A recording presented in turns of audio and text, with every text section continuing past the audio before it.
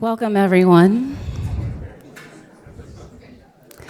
My name is Camila Foreman, and I am the Director of Publications, and I curate public poetry programs at DIA. There are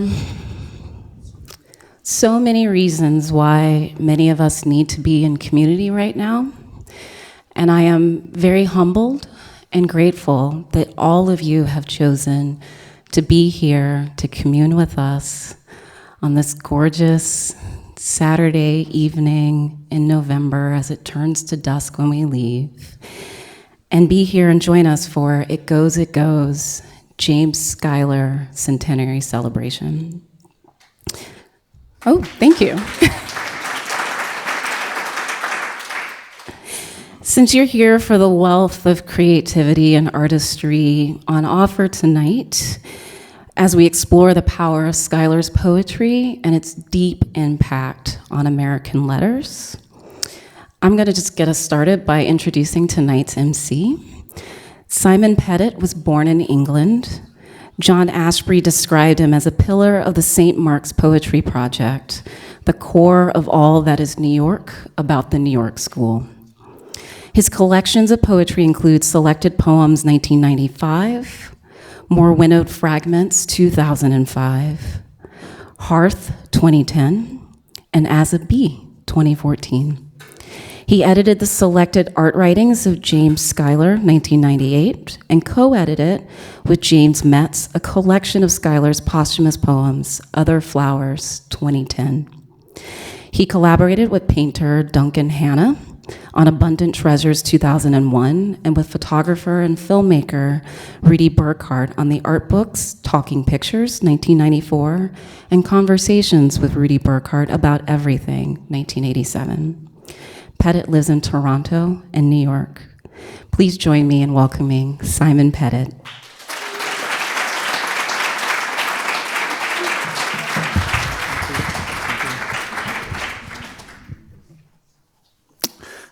Good evening, everybody. What an extraordinary and important evening this is tonight. What a pleasure to be here to celebrate Jimmy. I'd want to thank DIA Foundation for doing this, and I want to thank Matthew Bevis, sort of single-handedly corralling everything to make this all happen.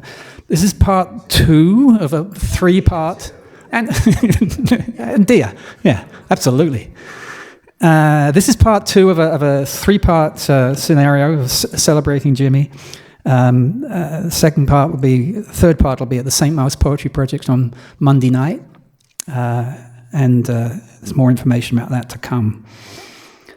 I'm particularly happy to be here tonight because of the relationship between DIA and Jimmy, and the legendary fact of that extraordinary reading that took place in November 15, 1988 at Mercer Street, and many of you were there. Jimmy would never read and publicly until this moment, but there was something sexy about $3,000. So that kind of made a difference. I want to read just very shortly the little note he wrote to the great painter Anne Dunn after the event, because he did a number of kind of dry runs to make it happen. He didn't like to read at all, but then this is a letter he wrote to Anne Dunn just shortly after the event. Well, dearie, having had my day, here it is yours. I wish I knew where you were staying so I could call or send a wire. My thoughts and prayers and all for success, and lots of it. Your pictures deserve it, and so do you for that matter. As for my moment in the spotlight, well, truth to tell, I was a fucking sensation. I can't think of any other way to put it. When Dara and Raymond Foy and I came down Mercer Street half an hour early and saw this line stretching off into infinity, all I could think was, this too will pass. And of the fact that my 40 milligrams of Inderal would soon be working at maximum effort. When about to enter a tumbril, always take a beta blocker. John read a two-part page introduction, which was sweet, generous, and amusing as only he can be, and for me, a big relaxing pause. But once I started, I enjoyed it. I don't read badly. The amplification, I'm told, was excellent, and the audience attentive in the hear a pin drop way, except when they laughed or clapped, both welcome sounds. At the end, there was an ovation, his rabbit ears, and then I climbed down. I learned two things. If you have to do it under videotaping lights, wear something summery and not a sweater under a jacket, as I did. And when you're done, keep moving. Don't sit down, as I did, waiting for the hall to clear, because if you do, people will come with books they want to have signed. May I have your autograph, sir? Will quickly surround you, making life moderately intolerable. Eventually, we went off to Soho Restaurant, the Dear Foundation's treat, the Manhattan Bistro, where we were one of those a long, narrow table for 13 persons parties. In other words, I could talk left to right, right, and straight ahead. Instead of a naked girl springing out of a huge cake at some celebrations, we had John come dancing out of a bottle on his way back to the cab. And so to bed. And so in sweet homage to Dia's connection there, let's begin the festivities with no further ado. And the first reader today will be Chad Morgan. Chad was born in Evansville, Indiana. Their work's concerned with the intersection of mass media and personal identity. They're the author of Chad Morgan and Other Poems, 2022, and the poetry chapbook What's Slaughter in the Garden of Beauty, 2023. They live in Chicago. Ladies and gentlemen, Chad Morgan.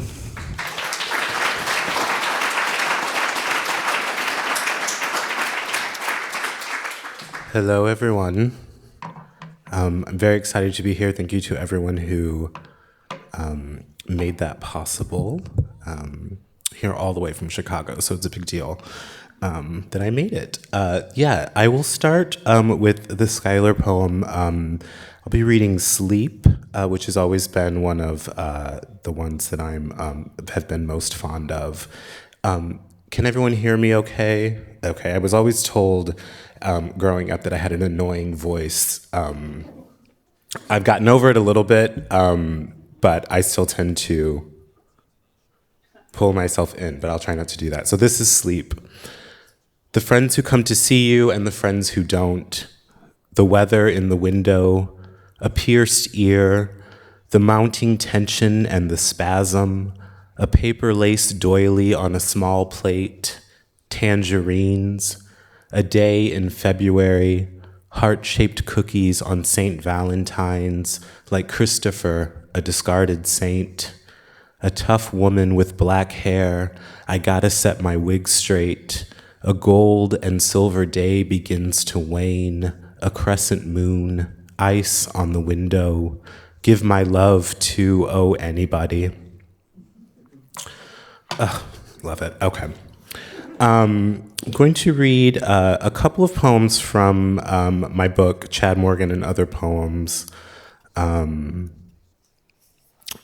This thanks to Wayne for providing me with the copy of it that I forgot to bring with me. This first one is called Who Could Ask for Anything More? I want to feel improbable and sit in a chair incorrectly. I'm an American, so I have to believe I'm exceptional. I meet a man for drinks and he's perfect, except his eyes are too close together, so of course I focus on that. I drink my martinis very quickly and I tell him you are perfect except your eyes are too close together. I'm not even that drunk. By the time I get home, he's blocked me on Grindr and the cicadas are so loud I think I might lose it. I eat half a loaf of bread to soak up the martinis, after which I smoke a parliament on the balcony and consider the cicadas. Even scientists refer to the noise they make as a song, which is the opposite of what a poet does when they smuggle a scientific fact into the poem, like how I'm about to tell you it is the male cicadas you hear, and that the noise is produced by a pair of membranous tymbals contracting on either side of the abdomen, and that each species of cicada produces a unique and specific song that ensures they attract only appropriate mates. Being human, of course, and lacking any such song, I love a series of inappropriate men. When my friends are judgmental, I tell them you gotta kiss a few frogs if you want to find your prince, a rationalization for which I can't take credit. Suffice it to say, I'm a millennial, so often self-care is indistinguishable from self-deception. I get hard just thinking about it. I get high with another one outside the museum. He mispronounces Gauguin so emphatically that I'm no longer certain I know how to say it. Even so, I go to bed with him. It isn't even dark yet, and there's some dog shit on the floor in the corner of his bedroom. And then this poem is called Nocturne in My Favorite. It's one of those poems where you're like, the speaker is not necessarily me who wrote the poem. Would you tell your mother anyway? This one is called Nocturne in My Favorite Coat. Meanwhile, the moon's bone white and waxing crescent. My God, it's winking, isn't it? I do that too on less moderate nights than this, and when my legs are bare against the encroaching dimmet. I'm just cleaned up for work in the meantime. You laugh, but you know I mean it. I laugh because I'm hardly joking. In all my daydreams, I am that lawless and gaudy, arriving everywhere, feeling armed and rich, winking too, just like the moon. I phase, am full, am winking, am thumbnail naturally, and so modern. When I put my legs up and dissociate, there's nothing like it. The moon wishes. I put on lipstick when I want to smoke a cigarette, wink if I want to, really living. When the bills come due, I'll get ornery and radical. It's not enough that I log on every day and consume. It's embarrassing how much I like buying things, but who doesn't want? It's midnight and I need more cigarettes, so I wear my long coat to the bodega. It's my favorite. I flirt with the guy behind the counter who's too underpaid to notice. He hasn't got time for my nonsense. I get it. On the street, no one but the moon can tell I'm just going home to smoke and put my legs up. At least I hope I look mysterious, walking so fast and with such purpose, my coat billowing. And then this poem is called I Can't Relate to the Market-Tested Narratives About Desire. When I'm in a romantic mood, I snip the leafy green stems off strawberries and smear a white plate with chocolate sauce. When I've eaten all the strawberries, I lick my fingers and the plate. I tell myself a joke and I laugh. It is thrilling to be this fruitful and wrong, this decadent and alone. I go to sleep with my phone and my choice of streaming services. I wake up and the world is still there, the silicate world. The latest celebrity couple is ill-conceived but convincingly in love until the canceled engagement, the messy uncoupling. Everyone participates. The pop star's woe scores this summer, but I can't relate. I might say traditional. I might say the heterosexuals. I might say the romantic comedy is naked and run through the theater shouting. On the app, a discreet guy woofs at me. He says he'd love to see more, so I send him my literal body.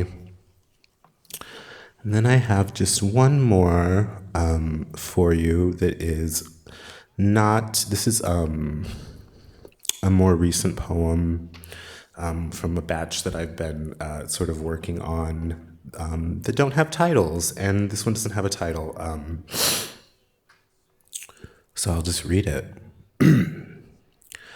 Another full moon and I'm completely inconsolable. I take nothing for it and the dissociative spring becomes the manic summer. How magnificent. Either I'm lying low or giving dark sunglasses and looks of dark intensity. My countenance I've made unclubbable. I've generalized my animosity. Living, my grandma never said one oughtn't be forlorn in public unless one is very beautiful, very chic, or very both, or maybe she did. By no coincidence, it was at her funeral that I finally forswore truth and for all eternity, and there that I made my niece promise to proliferate a multitude of false and fabulous rumors about me when I'm dead, as I'd only just then resolved to do for my grandma, a woman, mind you, who'd never have told the truth if there was a lie she liked better. My God, how I loved her. My niece is only 12 but has perfect pitch, so I trust her entirely. I was like, you swear, and she was like, I pinky swear, and we hooked together our smallest fingers. And now, July, what a dick. The summer's replete with moments of such irrefragable clarity that I feel third person omniscient. I decide I must be God, so in a snap I give up socializing. Everyone, look, it's hard. I know you're trying, but everyone, Christ, how I hate what you're doing. Thank you so much.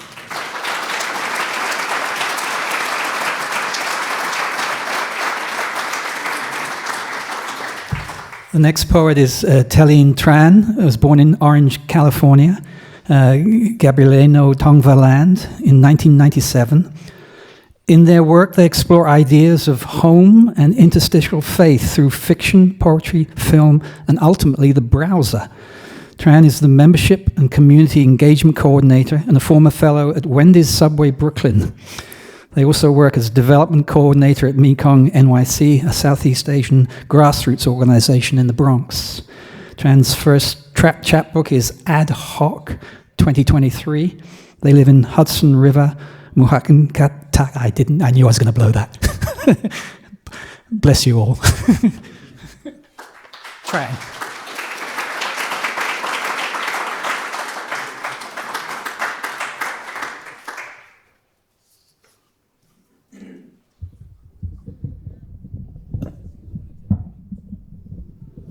Hi, thank you for having me. I'm going to read two of James's very gorgeous poems and a few of mine. And the first one is May 1972. Soft May mists are here again. There, the war goes on. Beside the privet, the creamy white tulips are extra fine this year. There, foliage curls blackened back. It must return. But when? A cardinal enchants me with its song. All war is wrong. The grass is here in green and buttoned down with dandelions. A car goes by. What peace? The war, goes on. Fleeing people. The parrot tulips look like twisted guts. Blood on green. Here, a silent scream. Can we, in simple justice, desert our sought allies? Draw out, I do not know. I know the war is wrong. We have it in us to triumph over faith and death, or so the suburban spring suggests. Here, the drive is wet with mist. There, the war goes on. Children are more valuable than flowers. What a choice to make. The war must end. It goes on.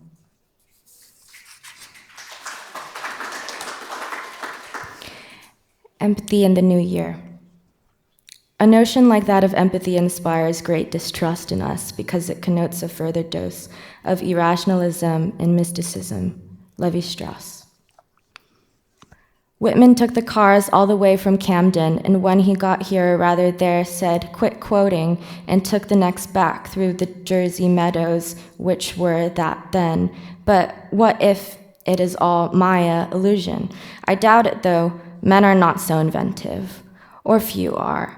Not knowing a name for something proves nothing.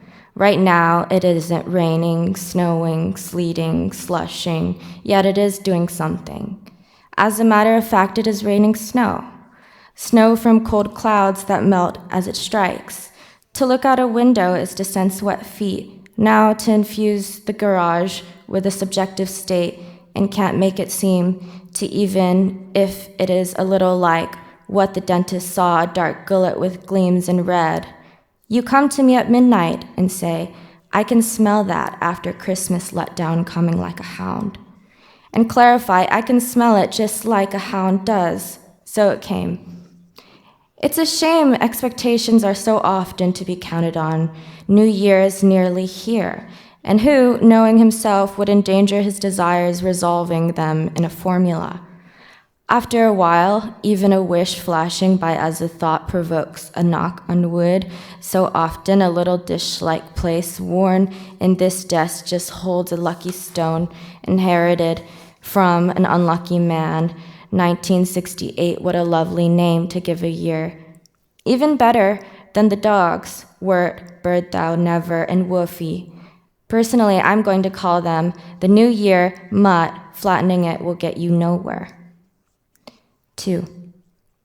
Awake at 4 and heard a snowplow not rumble, a huge beast at its chow, and wondered, is it 1968 or 1969 for a bit? 1968 had such a familiar sound, got coffee, and started reading Darwin. So modest, so innocent, so pleased at the surprise that he should grow up to be him. How grand to begin a new year with a new writer you really love. A snow shovel scrapes, it's 12 hours later, and the sun that comes so late is almost gone. A few pink minutes, and yet the days get longer, coming from the movies last night. Snow had fallen, and an almost still air, and lay on all, so all twigs were emboldened to make big disclosures. It felt warm. Warm that is for cold, the way it does when snow falls without wind. A snow picture, you said, under the clung to elms, worth painting. I said, the weather operator said, turning tomorrow to bitter cold, then the wind will veer round to the north and blow all of it down. Maybe I thought it will get cold some other way. You, as usual, were right. It did and has. Night and snow and the threads of life for once seen as they are in robes like roots. This is how to tie a jeweler's knot. To mend an ending is not to have a final fantasy or marred tongue, or a scab flaking into a reversible flood. I'll listen to advice of those in love with the porous nerves my girl gifted to me. Hold jealousy in the hips, so your shorty may grasp your love handles to wring your lungs so dry you wheeze. Even before the pull of a hookah pen minted in battery acid. Tie a loophole from your memory for a crop we can't stop fucking over and over for excellence, for looking so deep underwater, clean drink, closed-lipped smile, dribbling like you mean it. I mean all that I say. I am still practicing being a good liar, a good man, an orifice for your wishes to drop in. Part 2. I am a girl who can hold a rifle. May it be funny because it's the last resort. May it speak numbers because history has bubbled into a shock that sends waves home, a message to say to come out and play. This power makes us drool. I can feed you like that and also like that. Don't I look beautiful? Don't I print well? Could you see me on the farm? Could you see me with our children? Could you see me with a pitchfork in the shape of your name? I'm a girl who can hold a will. I'm a girl you want to touch. It's not right to look. It's not right to be. My problems aren't just because of them. I can take matter into my own hands. Hurricane. This evening I draw the hurricane inside out. Hard water thickens my scalp, and 1971 plays a trick on the rain. Is it 1970 or 1971? One sounds a lot more innocent. I had run my hair under it outside, scraping the sides of my bumper hours earlier. To look out the window is to sense tail riding. I have empathy for weakening storms. Storms that stalk the worst to mark their allegiances, To play into a hurricane is not letting it wind. No, to play into a hurricane is to overflow thy cup and declare no winners, no survivors.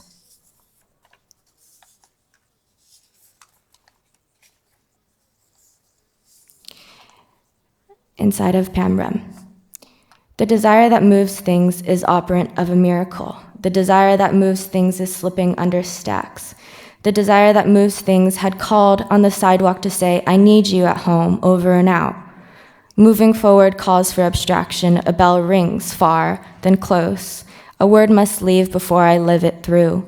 Had I always been a bitch to a passerby, he'd love me more. He'd say, I love you more than I can say, and I'd wish I were always that funny, so I count.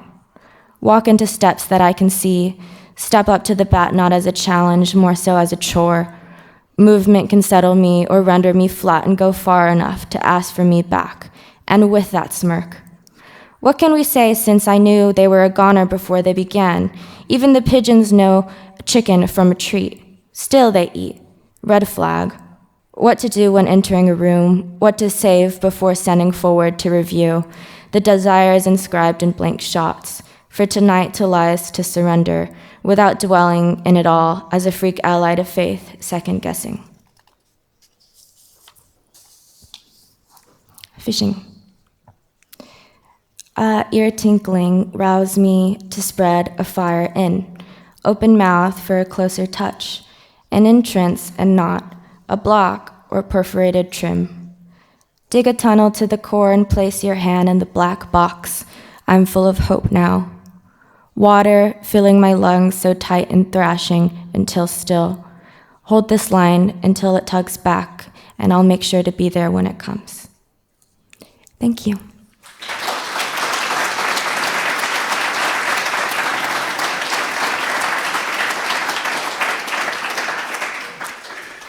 Next reader is Wayne Koestenbaum, born in San Jose, California in 1958.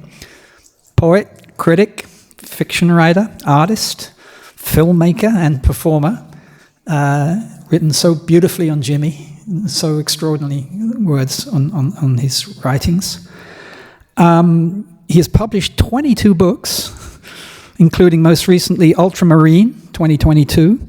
He received a fellowship from the John Simon Guggenheim Memorial Foundation for Poetry, an American Academy of Arts and Letters Award in Literature, and a Whiting Award. He is a distinguished professor of English, French, and comparative literature at the City University of New York Graduate Center. It's a great pleasure to introduce Wayne Koestenbaum.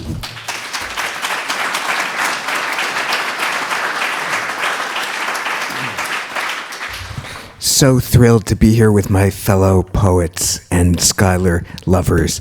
I feel like I'm on Earth to sing the praises of Schuyler.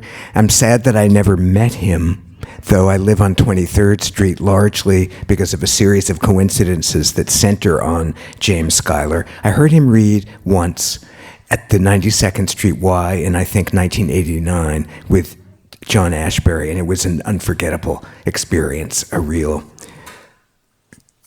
well, as they say, a game changer. So I'm going to read a bunch of Schuyler because it's a Schuyler orgy for me today, and I just can't resist. I'm going to read one of his most famous poems called Poem. And I'm going to say two things. One is that, like all of Schuyler's simple-seeming poems, it's actually really complicated. The syntax is really weird, and I'm going to try to do some gesture thing to help you see that the first sentence here has this huge parenthetical phrase that deforms the syntax in a beautiful way. And I also am here to tell you that withies, I've loved this poem for years, and I never bothered to look up what a withy was, except that it was so Schuyler to say withy. A withy is a tough, flexible branch of an osier or other willow used for tying, binding, or basketry. Clearly, Schuyler identified with the withy. Poem. This beauty that I see, the sun going down, scours the entangled and lightly henna withies, and the wind whips them as it would ship a cloud, is passing so swiftly into night. a moon full and flat, and stars, a freight train passing, passing. It is the sea and not a train. This beauty that collects dry leaves in pools and pockets and goes freezingly, just able still to swiftly flow. It goes, it goes. Next, I'm going to read one of the Payne Whitney poems, his most laconic and bruised work, and maybe his most zen, because without making a big stink out of it, he seems to find incredible, palpable ecstasy in, you can't even call it the everyday, it's the sub-everyday. It's the everyday subterranean, degraded understructure, but he finds it. And like Withy, I want to propose that in this little poem, linen is another metaphor for the kind of tying that his texts do, tying together, braiding us all together. Linen. Is this the moment? No, not yet. When is the moment? Perhaps there is none. Need I persist? This morning I changed bedding. At lunch I watched someone shake out the cloth, fold and stow it in a sideboard. Then the cigarette moment. Now this moment flows out of me, down the pen, and writes. I'm glad I have fresh linen. And then another mysterious little poem of his earlier called Closed Gentian Distances. How can a distance be closed? It's open, you're looking out at it. But if the gentian is close to you, maybe it's like the ecstasy of being closed is what he's finding in distance and in the unknowable. It sounds abstract, but he was an abstract nature poet and city poet, but the city is abstract too. So this is closed gentian distances. I looked up gentian too. I don't know what a gentian is. It's clearly a flower. I only know it from, there's a D.H. Lawrence poem called Bavarian Gentians. And I like to think that Schuyler was maybe remembering this D.H. Lawrence poem, Bavarian Gentians. He didn't have to be remembering it. A nothing day, full of wild beauty, and the timer pings. Roll up the silver off the bay, take down the clouds, sort the spruce, and send to laundry marked more starch. Goodbye, golden and silver rod, asters, bayberry, crisp in elegance. Little fish stream by, a river in water. Puzzle that out, a river in water. And it's the same linen that he's always sending to God's laundromat.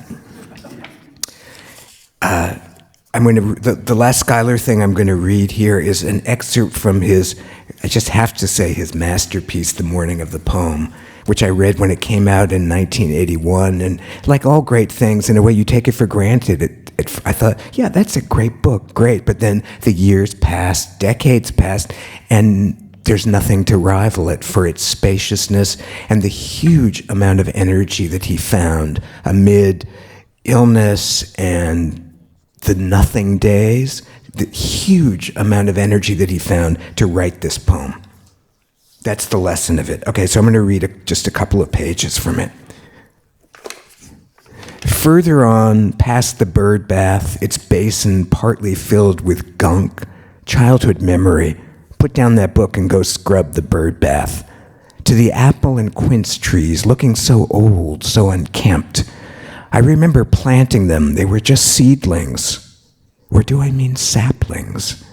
Now they stand unpruned, unbearing, smothered in swags of conquered grape leaves, lightly, heavily moving like the heave of the sea, leaf over leaf, and hung among them cloudy green bunches of grapes.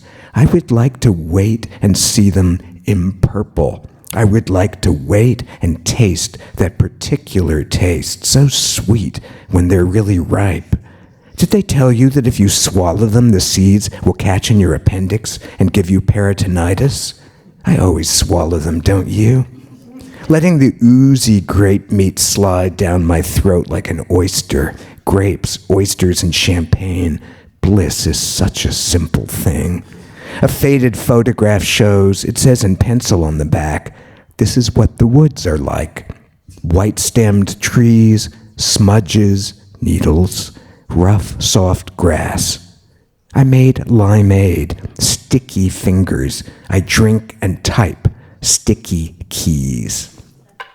Those woods, that island in the bay, I won't forget them soon, nor that same moon I saw last night hang in glory over this small hill I used to see ride embosomed in the fullness of the sky it lit, etching the tall, still spruce and casting its light on the rippled water that led off and off to ocean and to where you cannot see, to go out through the dining porch among the daisies and the crags and moonbathe.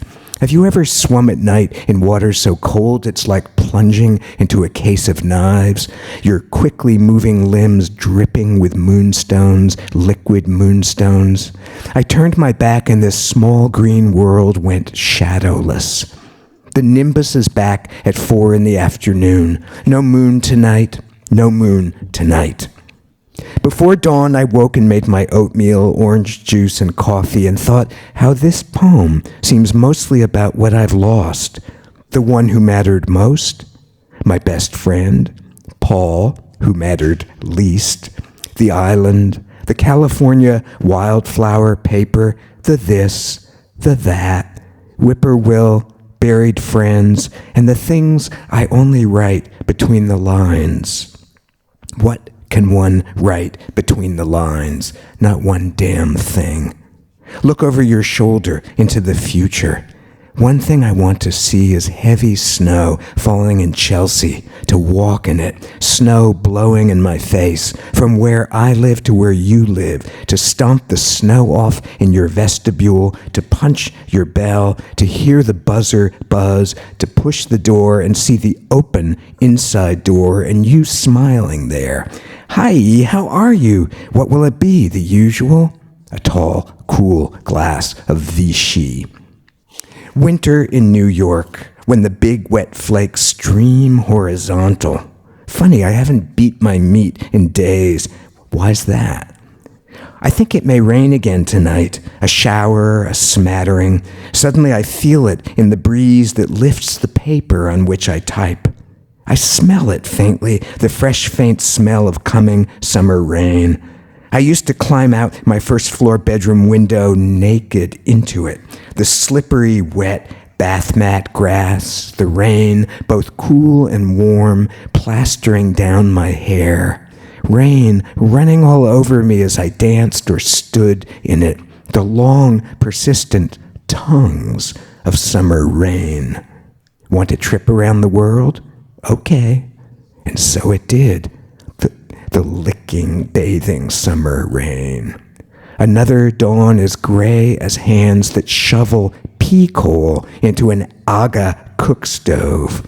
Under it, the walks and road shine slick as though greased with Vaseline.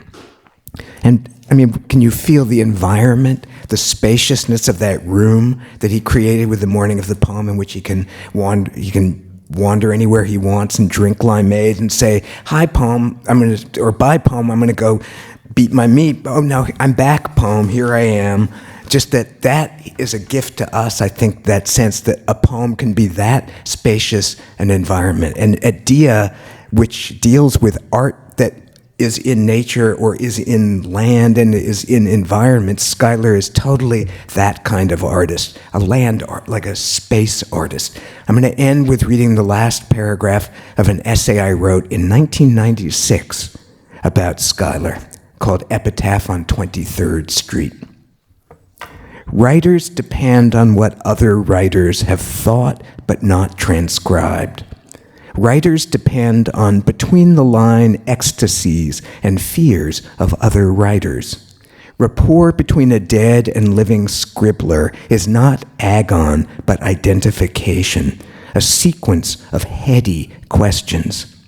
All I want from Schuyler's poems is that they speak, even if I can't quite identify the nature of the speaker, so profuse in what he espouses, so diffuse in what he displays.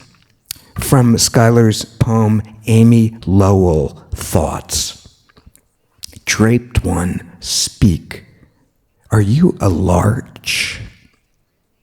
Schuyler depends on Amy Lowell. Schuyler depends on Amy Lowell having had Amy Lowell-type thoughts. Inscrutable, unstudied, unsaluted. Draped poet, I want to know what you were thinking on a certain silent afternoon, a nothing day. I want to hear the gnomic thoughts that passed and dispersed before poetry, the enemy of loss, found the means to incorporate them. Many, some, or a couple of his poems end with the word goodbye.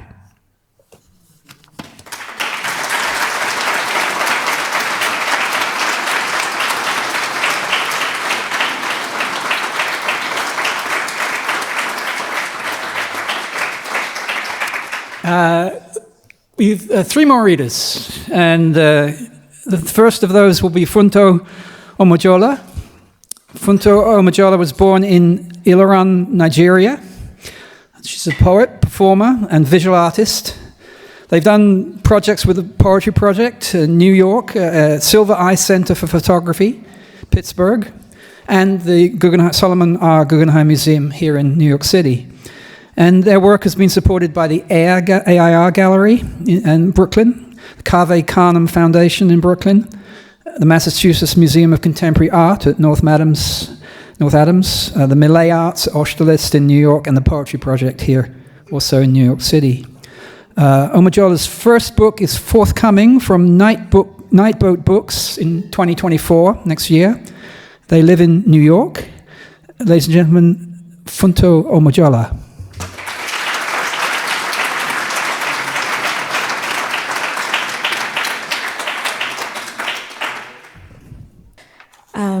Thank you to Dia for having me in the Poetry Project. I'm really grateful to be here. I'm going to start off by reading from the poem Hymn to Life by Schuyler. I think this is a poem of necessity, and the first time I read it, I was struck mostly by how gently it speaks of death. The wind rests its cheek upon the ground and feels the cool damp, and lifts his head with twigs and small dead blades of grass, pressed into it as you might at the beach rise up and brush away the sand. The day is cool and says, I'm just staying overnight.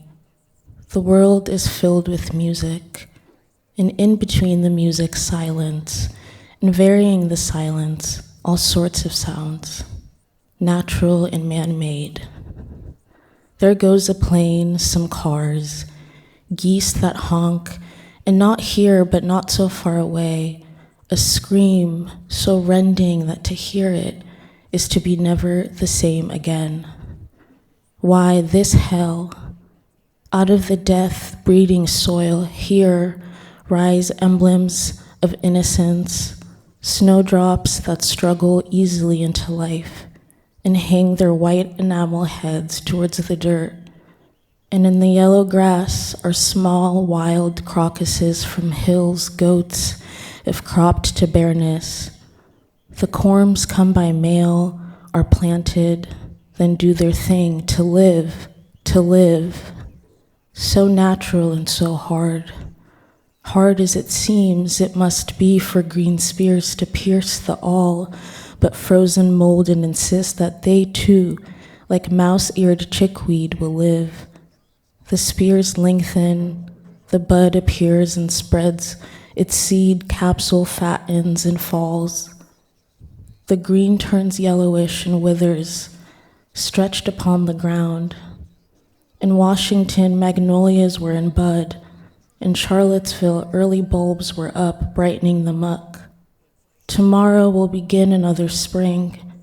No one gets many, one at a time, like a long-awaited letter that one day comes. But it may not say what you hoped, or distraction robs it of what it once would have meant. Spring comes and the winter weather here may hold. It is arbitrary, like the plan of Washington, D.C. avenues and circles an asphalt web, and no one gets younger, which is not for the young true. Discovering new freedoms at 20, a relief not to be a teenager anymore. One of us had piles, another water on the knee, a third a hernia. A strangulated hernia is one of life's less pleasant bits of news. And only one at 20 moved easily through all the galleries to pill-free sleep. Oh, it's not all that bad. The sun shines on my hand and the myriad lines that crisscross tell the story of nearly 50 years. Sorry, it's too long to relate. Once when I was young, I awoke at first light and sitting in a rocking chair watching the sun come up beyond the houses across the street.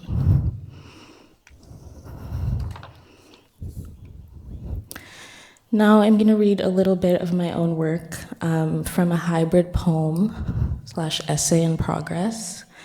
And I wanted to write about how bright and agitated death can be. By dying, I mean a respiteless pooling. A woman mourns her daughter for 9 months without changing her clothes. She washes them at night and dries them in the morning and wears them again ceaselessly. Tonia sees the dead body first and last and tells everyone she saw the dead body first. She says, "It was just laying there in the middle of the road and no one saw it but me." We say, "Describe it." She says, "I saw it first." We want to know if its teeth are bared or its knees misshapen. She says, "I saw it first." So we recommence our drive on top of, circling and entering sand and tarp. No one tells Tonia that the dead body is a caravan of cows starved and screaming. I am a big man, and I am a big man, and I am a big man, and I am a big man, and I am a big man, and I am a big man. A thing like a sore. I am gray or I am stone. I am corridor or I am repeating lung presenting as day. In the distance, a man stops on the red road to give bread to a woman begging for food. Seconds later, he slumps to the ground, his mouth foaming. People gather, pool around the woman holding bread. What did she do to him, they want to know. She confesses, "I went to a God who made it so that for me to get food, the first man who gives it must collapse." She confesses, "I can bring him back." She walks over the man's body 10 times and he wakes. Things spoil. Then what? Over the longest bridge in Africa, the man closest to the water corrects the man waiting it. It no longer holds that title, he shouts. There is one longer now, somewhere else I cannot remember. The day bares its teeth but retains some skepticism. At the mouth of the bridge there is a market. After the market there is a town. Inside the town I meet my father's brothers. One is a professor, the other is a pastor. Inside the pastor we gather and scream, "Oh, happy day." His intestines are bare. There is a television broadcasting a show about stones and meat. The walls are yellow. The carpet is red. We rearrange ourselves around a table by age and share out the food. The electricity is taken once, but it is not a nuisance, and we resume our praise sing-songing, rejoicing dripping down to pool at our elbows. When an elder dies in Yoruba land, a cow is slaughtered. When a child dies, perhaps there is a bared calf wrapped under tarp, already declaring, I am spoiling and spoiling and spoiling and spoiling, I am spoiling and spoiling again. But it is not riveting, and there is no dance. The Victoria Island shoreline is eroding, driven partly by increased water levels, but also from the impact of dredging to remove sand for hyper-luxury buildings. Attempts have been made to defy the Atlantic. Already millions of tons of sand have been hauled from the ocean floor to create a man-made peninsula. A barrier of rocks and concrete blocks have been built to bear up against storms and protect the hub behind it. Down our quarter-mile strip of coastline, my cousin and I stand hand in hand, barefoot at the water's edge, watching the waves pant. He asks me where they're putting all the dredged-up sand. I turn my head and see that behind him, 300 feet in the distance, a man stands surrounded by hundreds of 2-gallon blue pails. He picks one up, tilts it above his head. Sand pours out into the mouth of the cow before him. There, I say and point. My cousin's eyes widen. I thought coming home would be a sneaked restoration of a temporary fracturing, because I hear that there are some people who can find doors in smashed rocks, mountains in the bush. I hear that there are people who can say, I know love, and love is a moat, and I've built one for you. But there is no song here. There is no bloat. It sank. All that there is here is confronting the door, sifting the sand repeatedly until it resembles a mountain. Give me my life back. I have been decent. The village people trade disobedience for visions, like Eve. God spoils at the mouth, collects what he's owed. If you cannot make a picture of a spear, you cannot make a picture of hunger.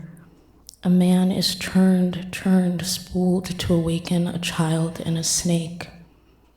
The last things in my mother's palms were seeds. In the beginning, God created hands, said, let there be holding. Who thought to use them to wail? Thank you.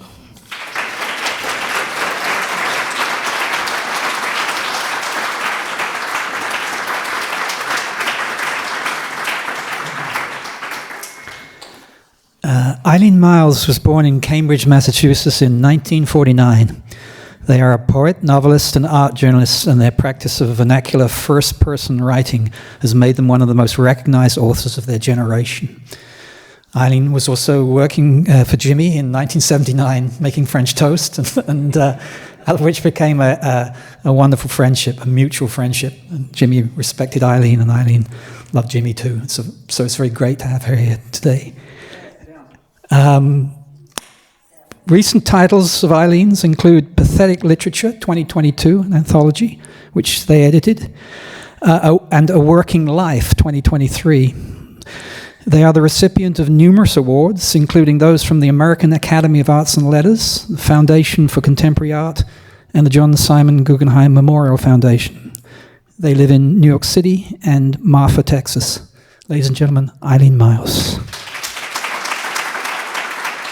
I feel like I did belong to this mysterious institution of people who basically got Jimmy from one point in his life to another, and because he had issues, he struggled with mental health, and he had privilege. He was a very brilliant and talented man, and had a culture of people who took care of him. And he went to visit you, and he stayed for 10 years. And at a certain point, that didn't work anymore, and they created something new. And it was really a soft institution. And it was, I very accidentally was at St. Mark's Church talking about being broke to Charles North, and he was like, well, there's a job you could have, but I don't know if he'd want it. And it was basically being with Jimmy in the Chelsea Hotel 7 days a week, 5 hours a day. And he was my favorite poet in the world, and it was just madness.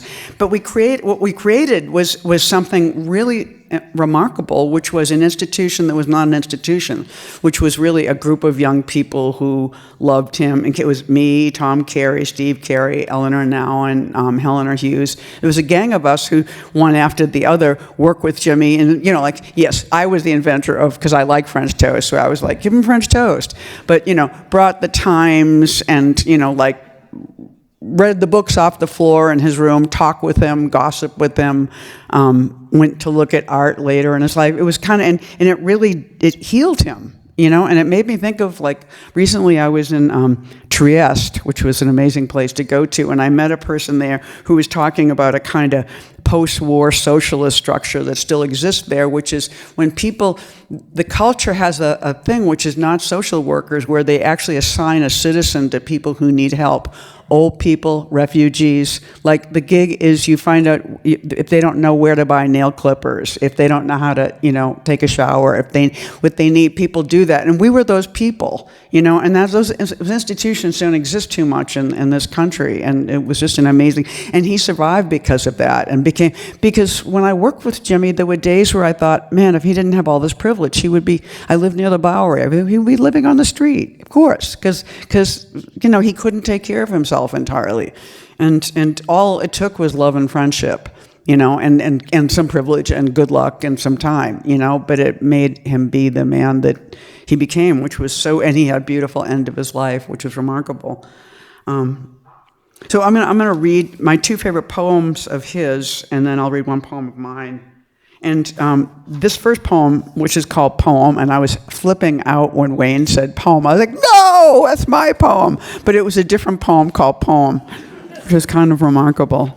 But this poem is the poem where I learned that untitled for poets is poem. If you don't want to title a poem, you call it poem. And I discovered I went for 2 seconds to Queens College to get a master's degree, and very quickly dropped out. But it's how I came to New York.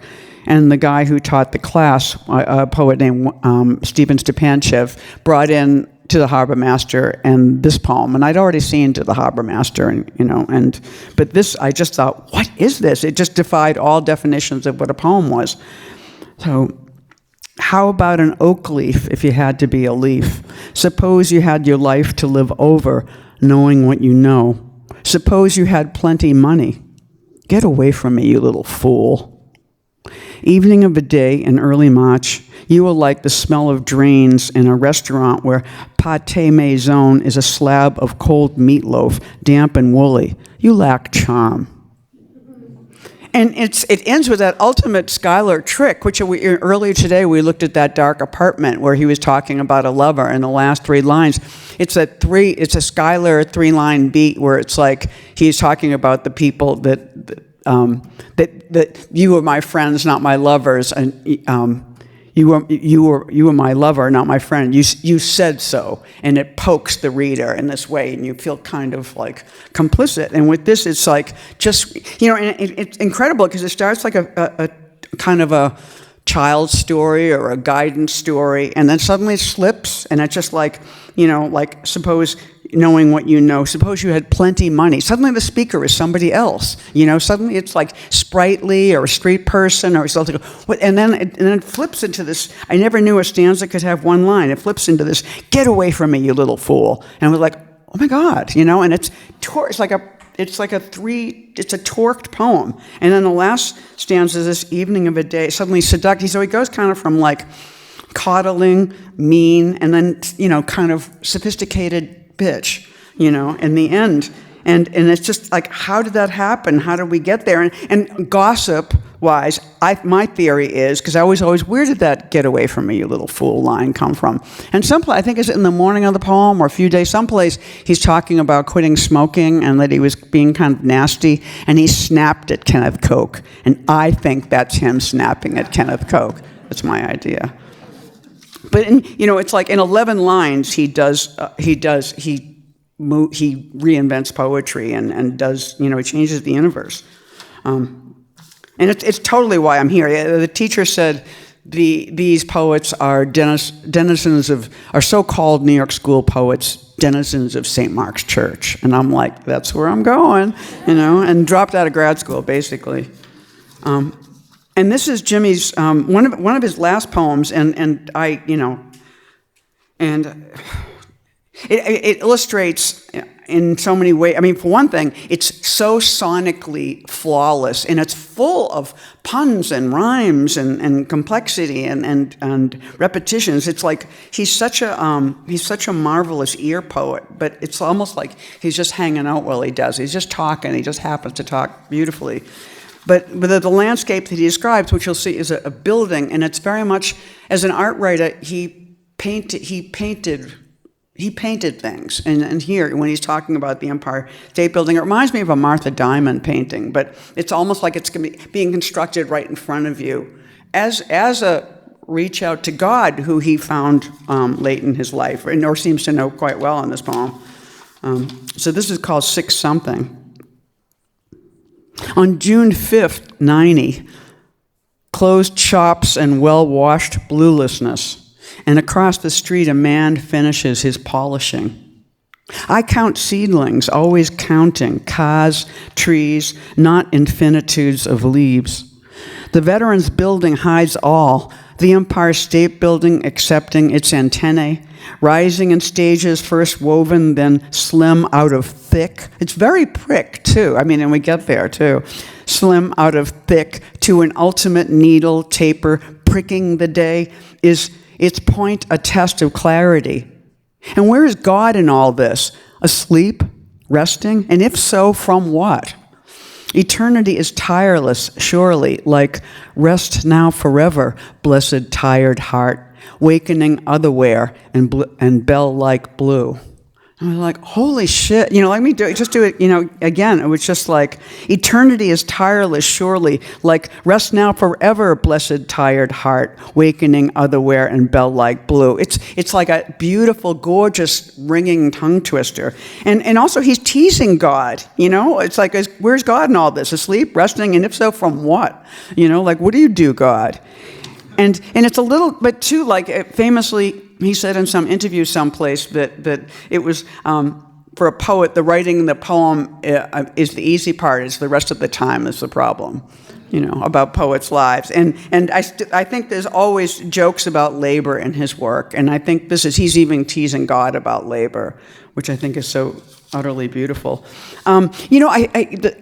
Often Nathan is the person I go to when I have Jimmy questions, and if I'm writing something or thinking something, and there's a Jimmy poem that I didn't bother to ask Nathan, but and so I'm not reading it, I just want to mention it, which was a poem in which a tree is struck by lightning, and it's this incredible, strange sculpture, and he ends the poem with, "May God forgive them."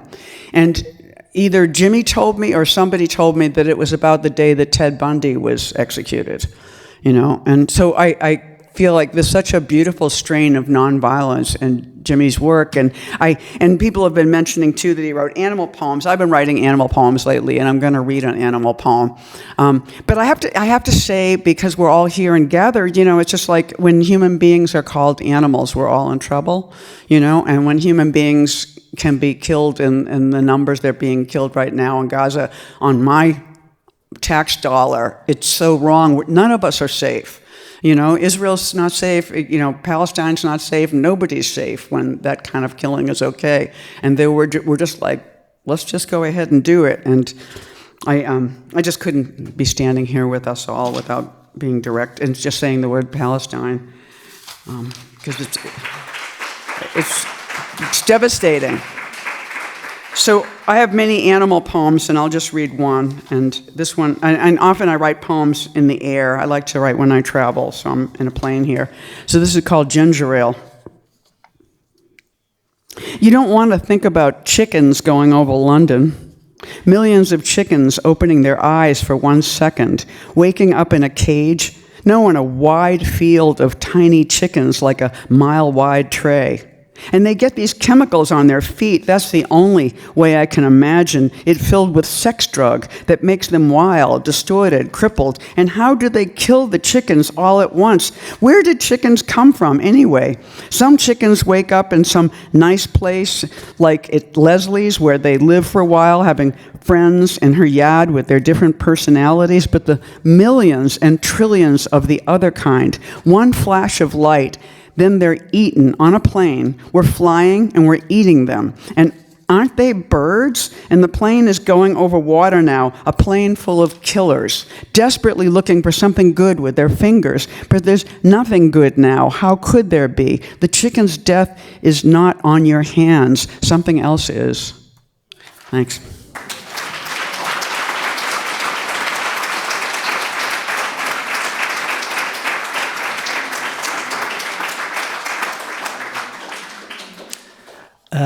The final reader tonight is Tony Towle, emeritus, as they say. Blinding exactitude of observation and the serene and its serene and tremendous burden. That was Tony writing about Jimmy. Blinding exactitude of observation, its serene and tremendous burden. Tony Towle was born in New York City in 1939. In 1960, he began writing poetry out of the blue. His connection to the New York School dates to 1963, when he took workshops at the New School with Kenneth Koch and Frank O'Hara. Since then, he has published 13 books of poetry, most recently Noir, Hanging Loose Press, 2017, and My First Three Books, his 3 earlier books collected together by Vehicle Editions 2020, which combines an interview, photographs, and a CD of Tony reading from some of his early work. Past fellowships and prizes include the National Endowment for Arts and the Foundation for Contemporary Art Fellowships, an Ingram Merrill Fellowship, and the Frank O'Hara Award. Please come to hear Tony Towle. I first read James Schuyler's work in late 1961 in Don Allen's controversial The New American Poetry, 1945-1960. Controversial then for presenting Allen Ginsberg, Charles Olson, and Frank O'Hara as important poets, or as poets at all, which truly appalled the academic establishment, and controversial now for its lack of inclusion from a 21st century perspective. But it's where I discovered O'Hara and Schuyler, John Ashbery, Kenneth Koch, and Barbara Guest, the poets who came to be known as the first generation of the New York School, and they became a primary poetic inspiration when I was just starting out. I met the poet himself in 1964, I believe in late August or early September, when Kenwood Elmsley gave a party for him in Kenwood's miniature 2-story unique house on Cornelia Street. You went through a gate. It's unbelievable. I don't know, did anybody here remember that house? No, guess not. I'm not making it up. And he wanted, I guess he and Jimmy were talking, and Frank O'Hara had given a party for John Ashbery the previous year when John came from Paris for the first time in 10 years, had a reading at when you get old, the Living Theater, yes, the Living Theater. And Frank gave a party for him and introduced John to all the poets, the young poets, me, Ron, Ted, and others. And I remember that was early September 1963.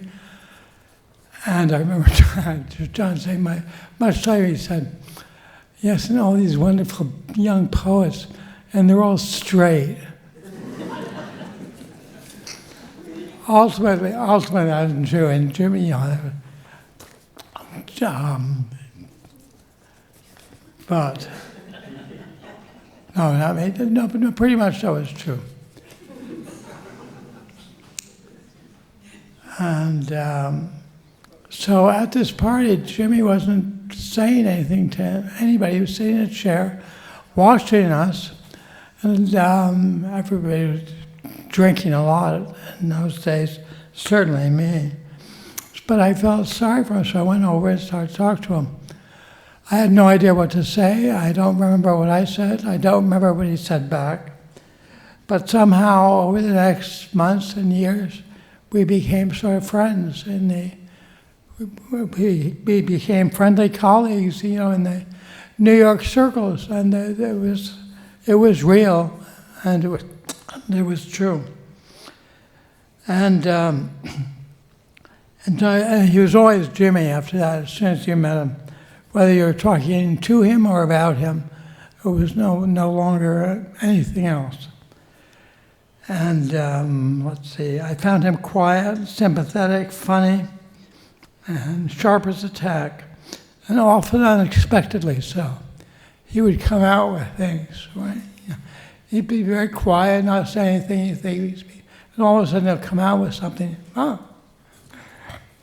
And that's, in the, pretty much just as clever as Kenneth or John or Frank. But he was quiet, I think. Don't you, Eileen? Okay. Now, I'm going to read two poems from Jimmy's second chapbook, published by the T-Board and Art Gallery. This is May 24th or so. And the dedicatee to this poem is also the subject of the poem, which is Alvin Novak, who was a pianist who was around, but at this point he lived in Hoboken, so I don't know how early that was. But let's see if I can do this in the shadows. Hoboken for Alvin Novak. I was going to write you a poem about Hoboken and you playing Chopin, but I can't write it now. You see, all these frustrating things happen. I know exactly how I felt, how the poem felt when I was going to write it. That was what I should have. Today, look at it. It might as well be LA with smog off the cold Pacific. But that posthumous etude, he loved Bach.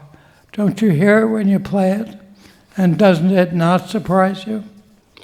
Maybe that's all I had to say.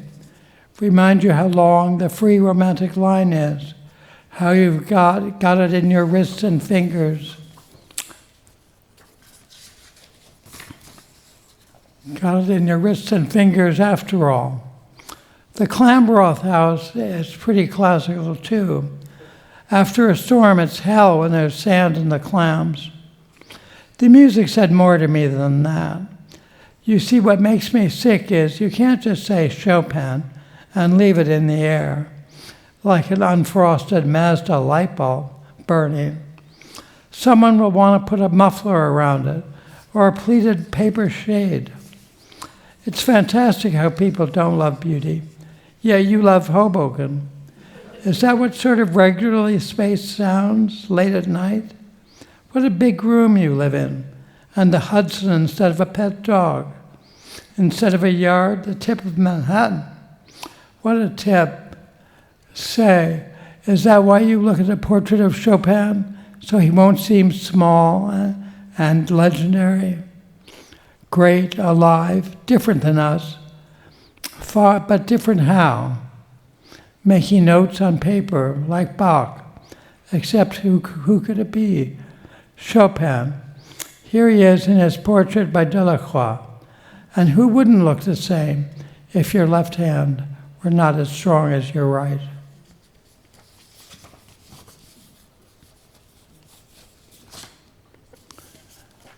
I knew Alvin slightly in the mid-'60s. He was come to Frank's parties and so forth. And then the last time I saw him was 2003. He was at the New School, the celebration of Frank O'Hara and Joe Lasser's book about, what do you call it, the lady who knows everything sitting there behind Simon. What's the name of Joe Lasser's book? Digressions on some poems. Very good. I didn't ask you, Eileen.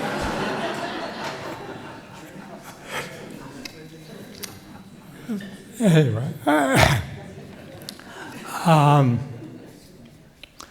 He, of course, I'm 84, I lost the thread.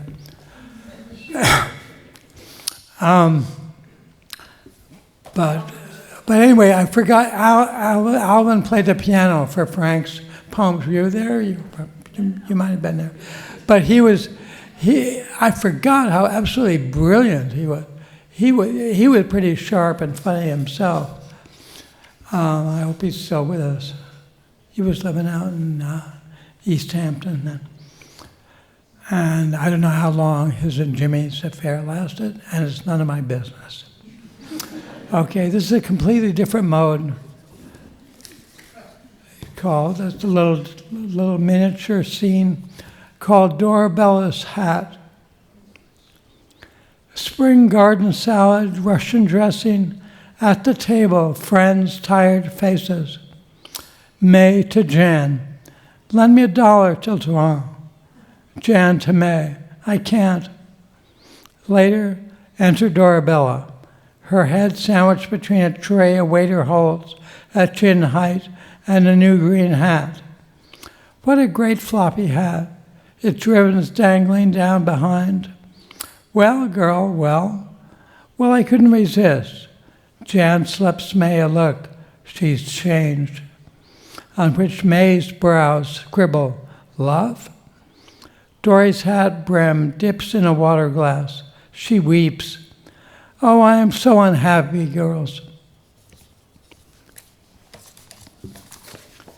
Those little scenes of strangers, and I was thinking, what would you call that? And I thought about it for a while, and I was thinking, how about post-camp satiric deadpan? I think sort of covers that. And as you might imagine, John Ashbery was also a master at this style.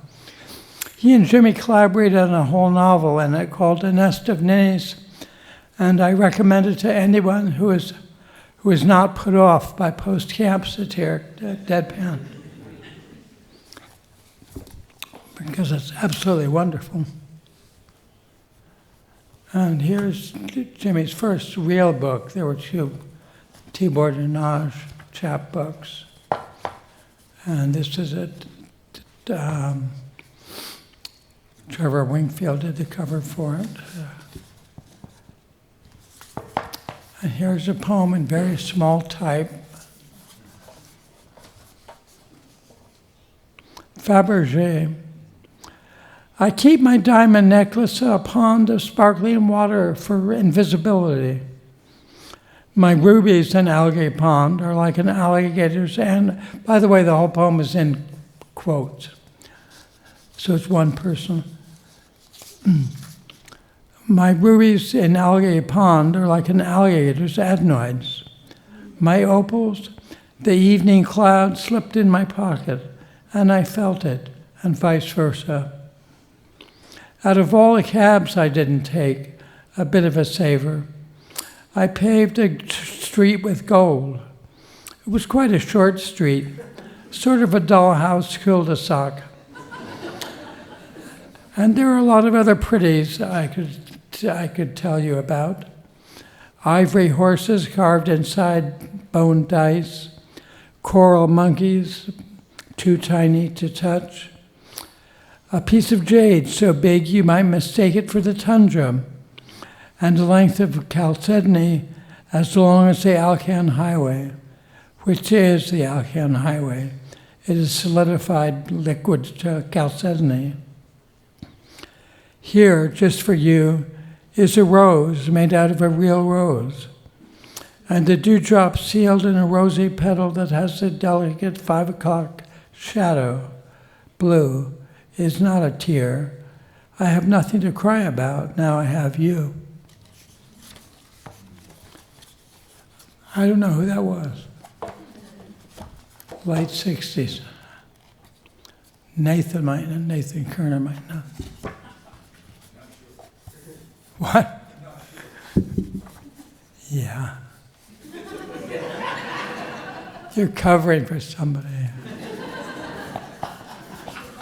Who could you possibly cover for? John, okay. I'll accept that.